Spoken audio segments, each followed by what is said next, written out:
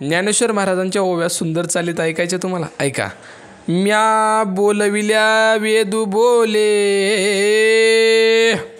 म्या चालविल्या सूर्य चाले, म्या हलविल्या प्राण हले, जो जगात ते चालिता. पृथ्वी बैसकान संडावी, समुद्र रेखाना ओलंडावी. पृथ्वी भूते वाहावी, ही आज्ञा माझी. ही चाल होती आमचे परमपूज्य महाराज गोपीनाथ महाराज बानगुळे यांची. ते या चालीत म्हणायचे. खूप वरती आवाज असायचा, एवढा आपला जात नाही, नरड दाबावं लागेल. परत. पाहे पा दूध पवित्र आणि गोड, पासी त्वचेची पदरा आड,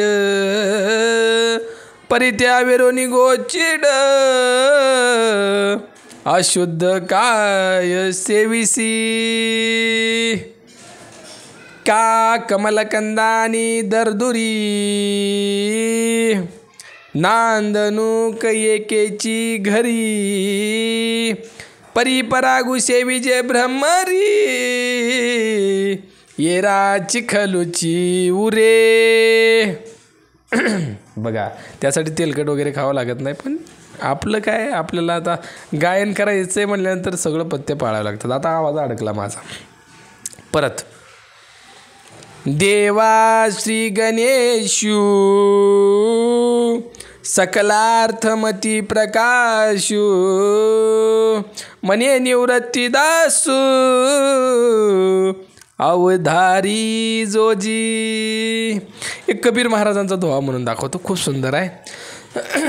थोडंसं हे करतो, ठीक आहे, म्हणजे आवाज चांगला चालायचा. हरी हरी. कबीरा जब हम पैदा हुए, कबीरा जब हम पैदा हुए, जग हसे हम रोए,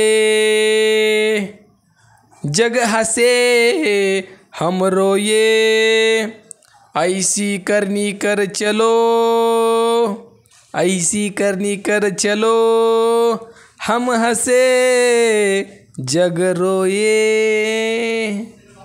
कबीर महाराज म्हणतात, असं काम करा, जन्माला आल्यानंतर लोक तुम्हाला हसत होते, तुम्ही रडत होता, पण असं काम करा जीवनात येऊन, ज्याला कळेल ना तुम्ही कोण होता, त्याच्या डोळ्यात पाणी आलं पाहिजे जेव्हा तुम्ही या जगाला सोडून जाल. परत आणखीन एक दोहा आहे कबीर महाराजांचा.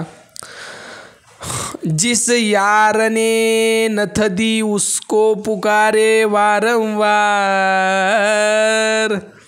बट जिस यार ने नाक दिया उसको भूल गई गवार.